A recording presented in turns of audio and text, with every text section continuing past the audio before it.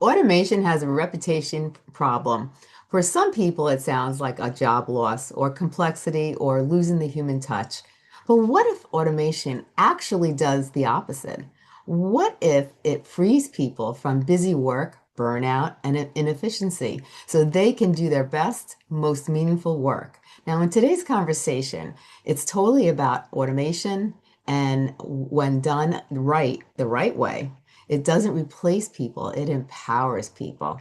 Now, before we begin, make sure that you're following the advisor with Stacey Chillemi. And if this episode changes how you think about work, share it with somebody who's building a business or leading a team. Now, Asaf, it is a pleasure to have you on our show today. Now, Asaf is the founder of Regpacks, a platform that is an organization that automates complex processes so teams can focus on what it actually matters. Now, Asaf, welcome to the show. I'm so excited to have you on here because this is something that's really going to be valuable for the listeners today. Can you tell them a little about yourself and what automation is doing right now for society and for new businesses and so forth? Sure. First of all, I'm very, very happy to be on the podcast. Thank you for having me. Um, I am the CEO and founder of Regpack. Regpack is the best way to think about Regpack is Shopify for services. We help organizations from schools, universities, camps, events, and so forth. Anything that is service based, we allow them basically to move all their business online, have people register, pay, automate their payments through auto billing, and so forth. That's like in a nutshell what we do. Yeah. Um, if we're talking about automation, one of the core features of Regpack is to automate processes. Yeah. Now, as you can assume, since we work a lot with the education sector, what you said about people being worried that the human touch will go away or that it will feel robotic or that they'll lose touch with their students, their client base, and so forth, that's like one of the major issues that we deal with where organizations come to us. They're overwhelmed. They're understaffed. They have nice revenues and everything, but they want to push the money into their curriculum. They want to push the money into their students. They want to push the money to give it to the teachers and so forth. Okay, so they they're still understaffed in terms of staff, and they still need to do a lot of work. Now, when they come to RegPack, basically they're looking to lower the workload. And we tell them, yeah, great, we'll help you lower the workload. The first main thing to lower the workload is move most of the work, so-called work, to your end users. Let them fill out everything. Let them do everything. Let them decide how to pay, when to download their stuff, empower them, right? So that's the Right. first thing. But then the biggest part happens when we convince them to automate to Yes. automate the various processes that they already have in the organization that a lot of times are just grunt work. Like, Yes. for example, someone wants to change the course they're at, and they need to download their report sheet, and based on that, they can move to a different course, or they can't move to a different course. All that can be automated. There's no reason that someone would answer an email and tell them, wait, I'll have to look at it and so forth. And then when they're approved, why do you need to write up an email and tell them that they're approved? Or put them in a different roster, or add it to the teacher or the consultant to know that they're a part. Like, all that is not needed. These are things that can be automated, and once they're automated, suddenly what happens, and we've seen this time and time again, instead of creating a situation where it's less personal, everything becomes a lot more personal. Because if Yeah. think of it like this, if you're dealing with 300 emails in your inbox, okay, you're very short with every single person you're dealing with, right? Yeah. You automated 90% of that, and suddenly you're dealing only with end cases, with the real situations that a human needs to reach a conclusion or a decision, that you need to understand the exact situation that happened that caused this to be an end case that is happening and that is not part of your processes. And then you can be empathetic and understand the needs of the person, your client, or the other person on the other side. And suddenly it becomes a lot more personal because you're Yeah. doing something that a machine can't. A machine can't understand an end case. A machine can't express empathy for a situation. A machine can't make a decision that, even though it's not based on the day-to-day policy, it makes long-term sense because you know that this family or this client is going to be a long-term client. Yes. It does exactly the opposite than what people think. And yes, if you do automation to an extreme, where you lock down the ability to do anything that is not part of the process, you create a faceless organization that your clients won't want to work with. But if you do that little balance where you automate 90% of the processes, you automate the things that what we call the common case. We look at the cases that happen and we automate those cases. And the cases that are unique, we keep them unique and we allow people to communicate about those unique cases. And that's the whole trick, not to overdo it. If you automate to an extreme, yes, you become a faceless organization, basically a bureaucratic machine that nobody wants to work with. But if you automate the common case, you're taking off a lot of work from yourself and also from your users. Nobody wants to talk to you when they just want to make a little change in their course. They don't. They don't want to email you and they don't want to text you and they don't want to talk to you on the phone. They just want to do it. Yeah. Now, a lot of people think automation is about, speed or cutting costs, but if you frame it around freeing people, what problem did you see in organizations that made you realize automation is needed to evolve? Very simple. Grunt work. That's, I think, it summarizes it great. A lot of people, if you ask them, what do you do on your day? If you will break it down, they do very, very little thinking and very, very little creative work. And most of their day to day work is grunt work. That there's Yeah. no reason that a human needs to do that. We can, and you can take and that's, I think that is the main difference between Regpack and other companies. Other companies, when they try to automate, like you said, they think about efficiency, about speed, about making sure that that everything happens automatically, so called, right? That there's no human touch in it. We do the exact opposite. We say, okay, let's find all the repetitive tasks and just automate Yeah. them. And Hmm. anything that is not repetitive, let's leave it. Now, any developer here that is listening to your podcast will relate to this very strongly because that's exactly how developers think. Developers say, okay, if anything is repetitive, I'm just gonna create a script for it to happen automatically. I don't need to do this every single day, right? Exactly. Whereas every time that there's something unique, obviously I need to step in because it's unique. Nobody's Hmm. ever thought about this, right? So I need to Yeah. build it. So it's exactly that type of mindset that differs Regpack from the other automation. Regpack comes from a mindset of humans are first. Yes. That's the mindset.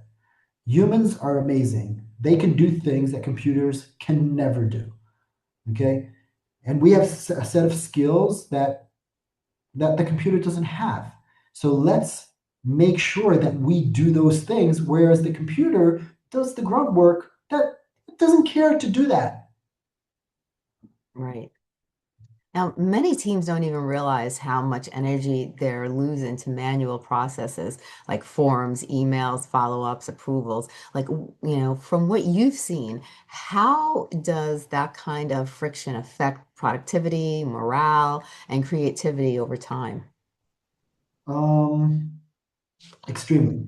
There's no other way of saying it. Extremely affects, especially creativity, obviously productivity, but I would say the biggest problem is that it affects creativity because what happens is instead of automating the processes, you automate yourself and Yeah. you go into this like auto mode where you answer the same way, you stick to the processes because you know that if you move left or right even a bit, then it's not one person, it's 100 people that you need to change the process for. Right. Okay. People become very rigid, and then they don't have the mental capacity and the time to be creative about how to solve bigger problems. Right. And and and you see people that are very talented, very creative in situations where they talk to us sometimes, and I had this conversation about a week ago with a really interesting organization that does educational tourism, and the administrators were talking to me about exactly how it comes out in the report. And when it comes out like this, I need it to go that way because we need to send it in this specific way to our accounting, and we need to spend that in a specific way to our clients. And I was like, wait, stop for a second. Let's talk about your trips. Let's talk about your curriculum. Let's talk about the educational impact that you guys give your end users. And I remember her sentence. It was like, I don't have time for that. Like, what are you talking about? That's what you do. What do you mean Yeah. you don't have time for that? Let's automate all these little things that you talked about how the report goes and how the numbers interact with every system. And then suddenly you'll see that you can work in a creative way. And the reason that this organization came to us last week and closed the deal was that another organization that was not competing with them was using Regpack, and they actually grew by 35% this year because they automated, and suddenly they could be creative and do unique things that the organization that's onboarding with us now couldn't do Yeah. because they were like really, really entrenched in this day-to-day grunt work of like, how do I do this and how do I do that? Right. Now, there's a real fear that automation removes the human element. Like, how do you design systems that protect human creativity and judgment instead of replacing it? It's very simple. It's the mindset that you come with. If you come with a mindset that I want to automate the grunt work, I want to automate what basically nobody wants to deal with, then you're not taking away creativity. You're not taking away the human touch. Quite the opposite. You're taking away the fact that people have become a little bit of robots and just like, just get this out of my face. Yeah. Because a lot of people, they were talking about, I heard that 30% of people are going to lose their jobs because of AI and automation. How do you debate that? And like, what do you say to that kind of a statement? There are two ways to look at that statement. Okay. One is you can't stop progress. You just can't. Okay. It's like, um, I remember as a child, right? I'm not that young as I look, right? But as a child, that AutoCAD came out for architects, right? And my family was in the real estate business, so we knew a lot of architects.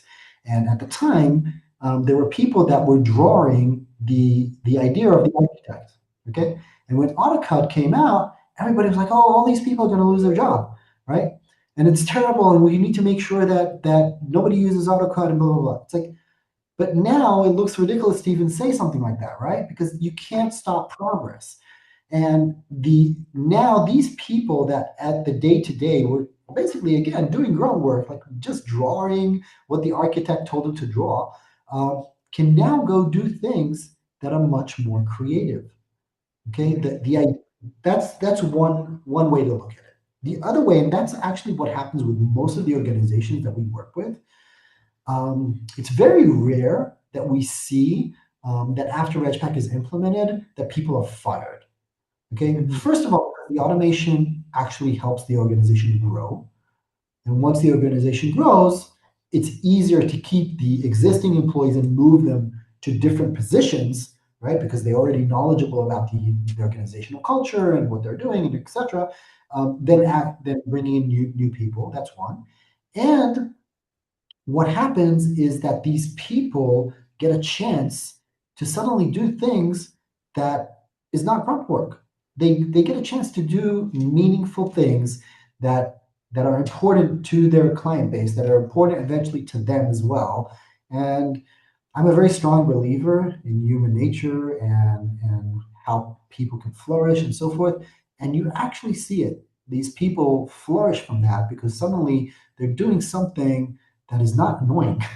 They're doing something that's creative, and that's Yeah. great. It's very true. You know, when automation is done poorly, it creates frustration. And when it's done well, it is invincible. What does smart automation look like in practice? And how can leaders tell the difference between automating wisely versus automating blindly? I think the easiest way to think of good automation is first of all to understand the common case. Find though, like in every situation, you have about between 80% to 90% of the people do the exact same thing.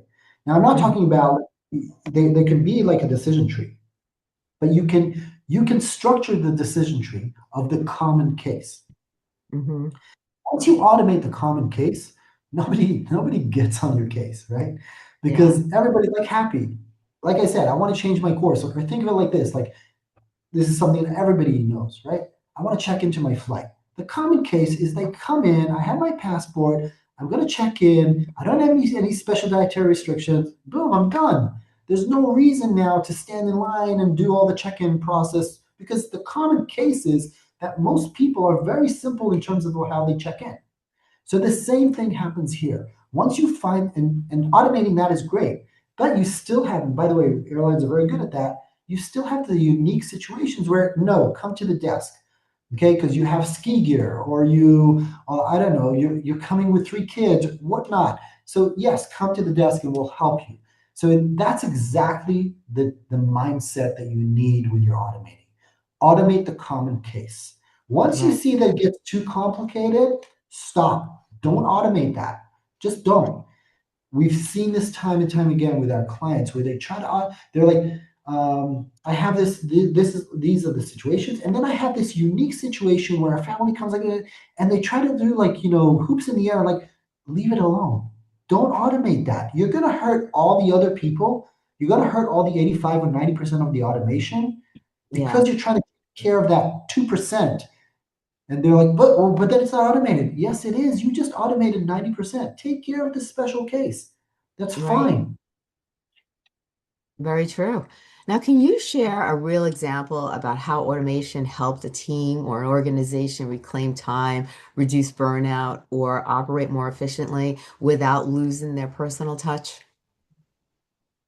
Without using their personal touch? Without losing their personal touch. So, Oh, you know, losing. I hmm thought, yeah, using their personal touch. I was like, okay. Yeah. We had an organization that this is actually very interesting. We had an organization where they wanted to offer payment plans for their clientele. It was a very famous dance studio, and their payment plans were very they were structured based on family income, the type of classes that you're taking, where you're from. There was a lot of variables in there, and they were working for days and weeks and hours, just like matching every single person to the right uh, installment plan for them. And then not only that, they were actually because they were allowing this, they were charging the installment plans manually. And not only that, then sometimes someone would call and tell them, hey, I this month I can't pay. If you can move this payment to next month and so forth. And I remember seeing the spreadsheet of how they manage everything. It was like, oh wow, this is like, you could send like people to the moon instead of building the spreadsheet. And we just took all these variables together and created triggers and conditional logic around it, and basically automated the whole process again for 90% of the people. The 90% of the people would go in, would see the installment plans that what they're eligible for. They would Yeah. pick the installment plan, done. And then the system would just charge them automatically. Everything just happened automatically. I remember one of the people from the dance studio telling me, like, hey, today I went to dance with one of my classes. It's the Yeah. first time I did this in 7 months. I was like, yeah, that's what you should have done 7 months ago, right? Right. So, but they still had situations where people, again, can you not charge me? Can you change this? Can you do that? And they still had the power to do that, to pause the auto bill plan for 1 month, to put people on unique auto bill plans that they created for them. So they still had that 10% of the human touch of someone who can't pay in 6 installments. They need the 12 installments. And even though from their business perspective and business logic, you had to pay before you came to the class. They would relax that for specific students that they knew that they've been with them for a long time. They do have financial hardship, etc. And that was like a really really nice way to see how something that is so artistic, right, Yeah. lost its magic, Hmm. and it all came back once they embraced the ability to automate. I love that. Now, who stands to benefit the most right now from automation? Like, is it small teams, large organizations, entrepreneurs, or event-based businesses? And what's the biggest misconception that keeps people from taking the first step? So first of all, you have to be so-called eligible for automation. I don't Hmm. think, like, for a startup, for example, it's a bad idea. Don't automate because you're still figuring out the processes. You're still figuring out your client base. You automate processes that you know work. You automate situations that repeat themselves. So you Yeah, have to be a certain size. Like if you're a startup of 3 people, don't automate. That's just like that's a bad idea because you're yeah, you're you're you're entrenching yourself in something that you're investing a lot of money to automate that you might in a month or two understand, oh, this really doesn't work, right? yeah, So the whole idea of being a startup is being very flexible and agile and changing all the time and being able to pivot and so forth. So that's a really bad idea. You need to be a certain size that it's already painful and that grunt work has been created. So if grunt work has been created and you're a certain size and it's already painful, you're eligible for automation. Okay, I would say that the rule of thumb is you probably need to be with a revenue of between minimum of 400K, 500K. Then you can say, okay, this is time to automate. Before hmm, that, everything's so flexible and agile and moving that I don't think you need to do it. On the other side, huge teams, right? Multi-million dollar processing, etc. If you haven't automated until now, hmm, kudos for you. I don't know how you did that. Okay. So most chances are you're already automating. You could relax your automation at a certain point, not automate everything and become this faceless organization that feels like working with a government agency, right? yeah, So that would do it for the big ones. For the mid-sized ones, that's perfect because you probably don't have a large administrative staff. A lot of people are doing grunt work. You already know what processes work. You know right. what works. You already feel the pain of repetitive work, and their automated automation will make a huge impact. Hmm. I like that. Now, as we look ahead, how do you see automation shaping the future, not just efficiency, but in how people experience their jobs and their lives? Look, automation is like it's everywhere that you go. When you think about it, even AI is a sort of automation. It automates the summary of data gathering and processing for you, right? So Yeah. automation is a central part of anything that computers do. And I think that the more humans understand that our uniqueness and what we can really bring to the table, as Yeah. opposed to just doing repetitive work or just doing grunt work or just doing bureaucratic work. That's where automation will really flourish because we'll understand that and the stronger computers become and the more powerful and the more intrusive they become, I think we will have two options: either to become numb Mm-hmm. and sort of feel like I have no power here and the computer is doing everything for me and I'm nothing, right? Or the exact opposite, where, okay, I can do things that the computer never could do. And that's my uniqueness as a human, and that's what we need to emphasize. A good Yeah. way to think about it, like we are in the information revolution. There's no question about it, right? But I know we like to think of ourselves as very, very special and unique, but the Mm. Industrial Revolution was not very different, okay, in Right. terms of how big of a change it brought to the world. Mm-hmm. Now, none of us think that we're disempowered because we can't run as fast as a car, right? Right. Or we don't think we're disempowered because we don't need to build our own fork, right? It's like it Yeah. sounds ridiculous to us. Same here, same exact thing. Like we shouldn't feel disempowered because automation is taking place or the computers are are creating or taking away jobs or creating situations that we have no chance to beat them. We just Right. need to pivot to another place that all of this is our creation, right? So Yeah. we just need to pivot to another place where our abilities are unique. Right. I love that. Now, what really stands out to me is that automation isn't just about doing more, it's about doing better. And when people are freed from their repetitious tasks, they are able to show up as thinkers and creators and leaders. Now, if there is one mindset shift that you want listeners to walk away with, and what would that be when it comes to walking away with about automation? Don't be afraid.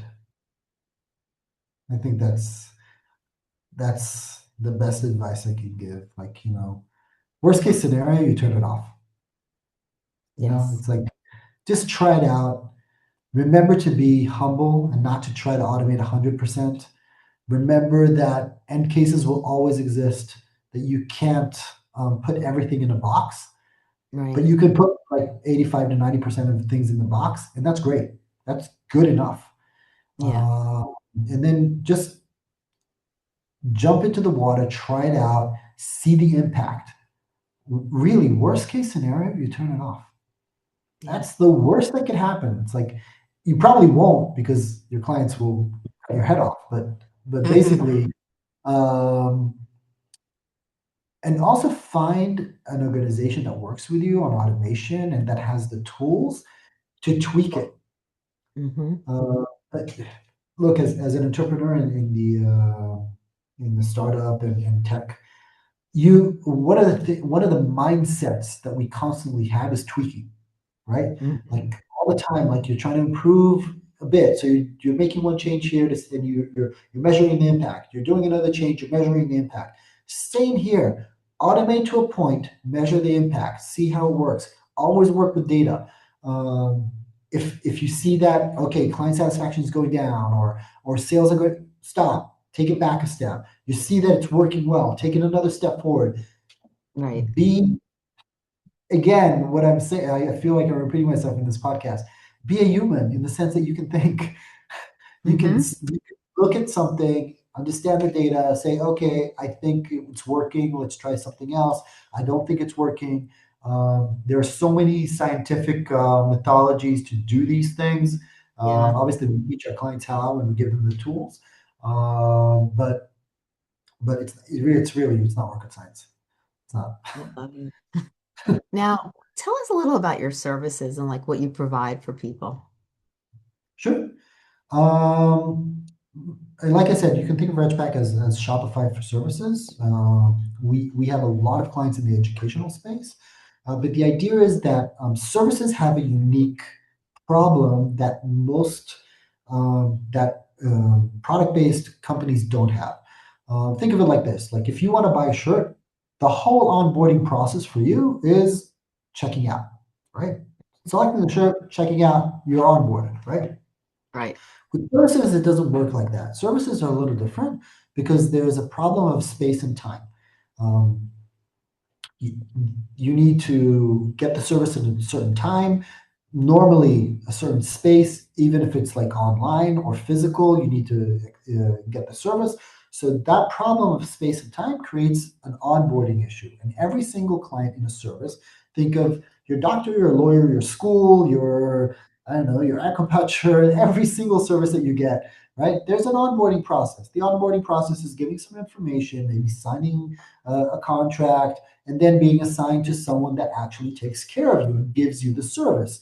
Right. Um, so all of these issues have created a really interesting situation in the market where, because it's so-called different, the onboarding process between different verticals, Yeah. then there's like a very, for me it was really strange when I set up when I created my company. It was really weird to me to see that every single vertical had its own unique software. Right. Whereas when you think about it for products, it's not like that. It's like everybody uses Shopify, or like Shopify is the biggest one, right? But the idea is that because each onboarding process was a little different, that Yeah. every single vertical had, like you had a vertical for schools and a vertical for universities and a vertical for events and a vertical for lawyers. And it was like, what's going on? Why is it like that? Yeah. And then I looked into it, and it was like, okay, there's a problem in terms of the tech that people are creating. The tech that people are creating is very rigid. It's structured processes. It has a lot of constants in it, and so forth. And that's where my PhD came in and really helped me, because I worked on how to create computerized systems that have no constants in them. And we Right. created a system basically that allows to create any type of onboarding process. And then it allows you to create any type of services. And then it allows you to create any type of payment plans and any type of payment structures. So basically, we created a system that is perfect for any service-based business. Love it. So they can put it online. The clients can give the basic information, do the signing, get assigned to the person that's actually going to give them the service, make payments, decide if they want to pay in installments or not, and then basically the whole onboarding process, like I said, can be 90% automated, and the business is focused on the actual service that they're giving rather than the logistics and bureaucracy around it. I love that. Well, this is amazing. So where are some of the places people can find you? Can you go over your website and maybe some social media that people will be able to contact you? So they can go to our website, which is regpacks.com, regpacks.com. That's the best place to see us. We have a really nice Instagram profile. Actually, it's really funny. I really like it. Again, Regpacks, that's the one. We also, by the way, there's a really nice part where we have a whole section about how being less busy and Yeah. what people do when they're less busy. It's hilarious. It's worth the visit. And in LinkedIn, we're pretty strong in LinkedIn, also Regpacks. I think those are the best places. And through the website, they can also reach out to the executive team, to the marketing team, and even to me.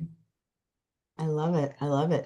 This has been amazing. I really thank you, Asaf, for coming on the show and sharing about automation. I know that you have a lot of different areas of expertise, and today you were going over automation, but it's a great way for people to start focusing on, redoing and their structure of their business so they can actually focus on the important things and they don't have to so much focus on, all of it because it burns you out. And when you try to do everything, it burns you out and you don't do as good of a job.